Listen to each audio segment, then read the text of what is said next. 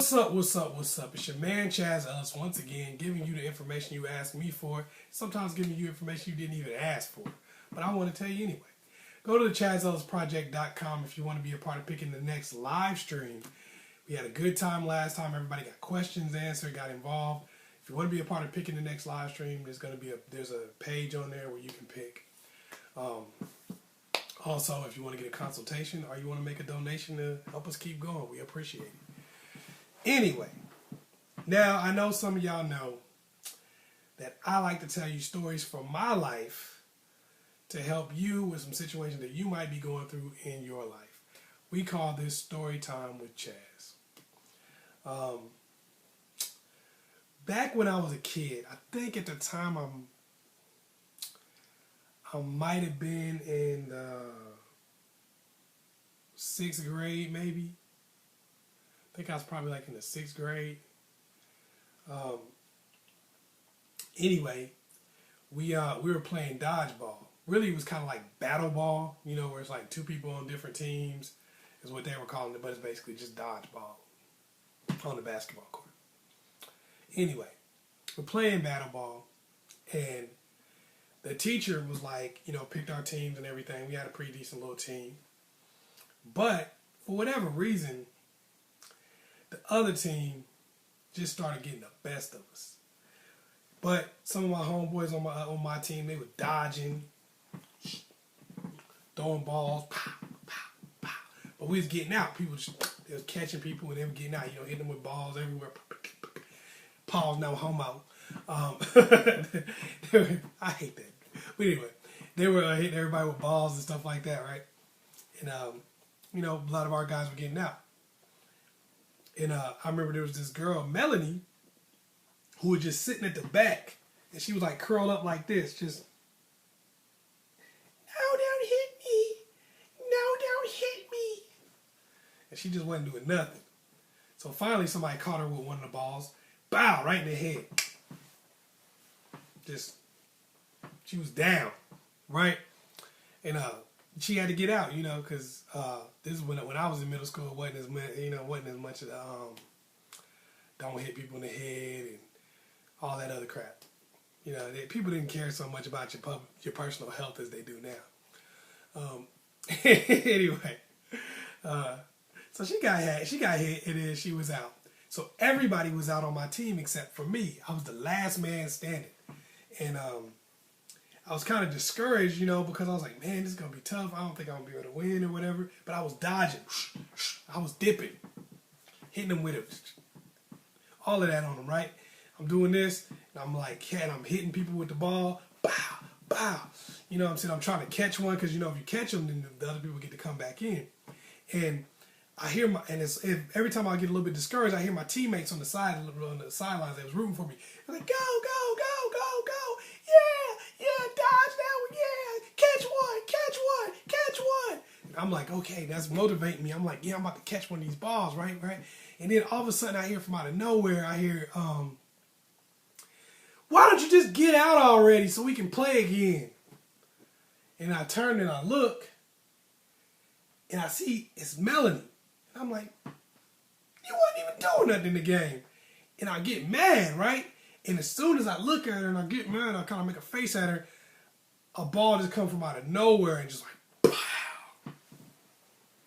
Oh, it was like slow motion, like, because I saw the ball, like when it was too close. You know how something is too close for you to dodge it, but you see it and you're like, man, this is going to crack me right in the face. I can't do nothing about it. That's what happened. It was like, no.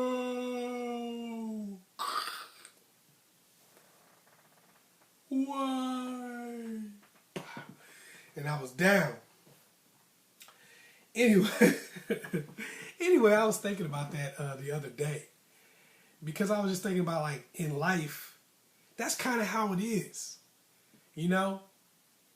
You got everybody that's cheering you on and helping you to be motivated to keep going and going and going and going. But for some strange reason, whenever you hear that voice that come from out of nowhere that wants you to fail, that's the one you focus on. Like you turn and listen to this fool who wasn't even in the damn game. and knows that they're not going to be in the game. I was so mad at her for saying that, that I focused on her and I wanted to say something back. And I stopped focusing on the game that I was playing. I stopped focusing on all the people who was cheering me on and wanting to see me do well, wanting to see me win. I stopped focusing on catching the ball so that they could get in the game. I stopped focusing on hitting these other people with the balls so that our team could win. I wasn't focusing on the people who was actually with me. The ones who was in the trenches working the hardest when the game was going on. They still in the game. They've been in the game the whole time. They still believe in the game. Catch a ball so we can get in there and help you. Come on, we still in it with you. Melanie, she wasn't doing nothing even when the damn game was going on. She was just sitting there in the corner like this. So that's how it is a lot of times, man. Some people are too afraid to really get in the game. They sitting on the sidelines, and that's why they hating on you. They talking trash all the time. You put a picture up on Instagram or something like that. Like, yeah, I'm looking real nice. I've been working out, feeling good about myself. Somebody say, oh, you still got a long way to go. You gonna lose some more? Oh, why you doing that? You was all right the way you was. Oh, you gonna change for the rest of the world? It's always somebody that's got something to say whenever you're trying to do something. I even get it on YouTube. Everybody might be like, oh, this is a great video, yada, yada, yada. And then somebody will come out and just start talking trash or whatever. And, a lot of times it's a diet of the mind because they make you sometimes want to say something back to them. But I realize when you do say something back to them, that's their victory because they're not in the game. They want to affect the game from the sidelines. They don't, whenever they had the opportunity to be in the game, they wasn't doing nothing. They wasn't doing nothing. That's why they on the sidelines. Your friends and the other people around you who believe in you and trying to cheer you on, they believe that they can win the game. That's why they're not hating. They like, we can win. We can win. There's no reason for us to hate. But other people, they always got stuff to say. They ain't in the game. They on the sideline. That's why they talking trash. And they don't believe that they ever going to get back in the game.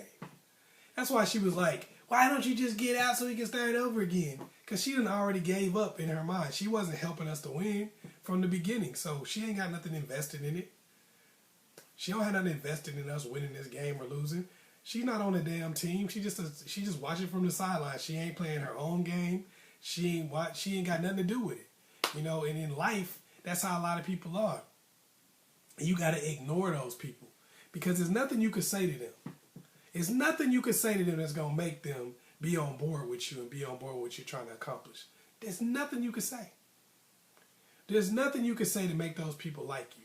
There's nothing you could say to get them to agree with you. There's nothing you could say to get them on your team.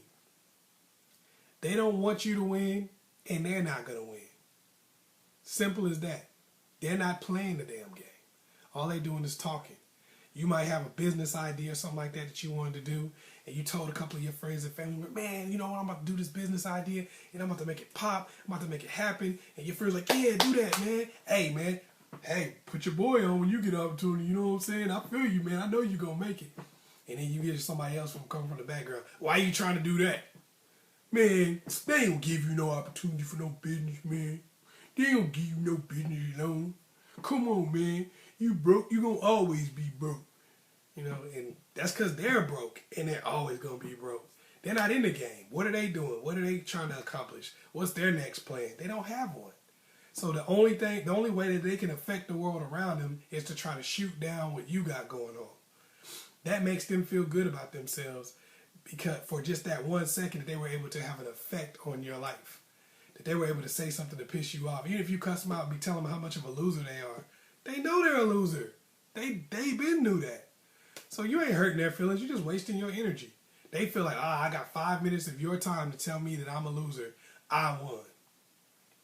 So focus on the people who love you. Focus on the people who care about you. Focus on the people who encourage you. Forget all the rest of them clowns because they don't deserve your time.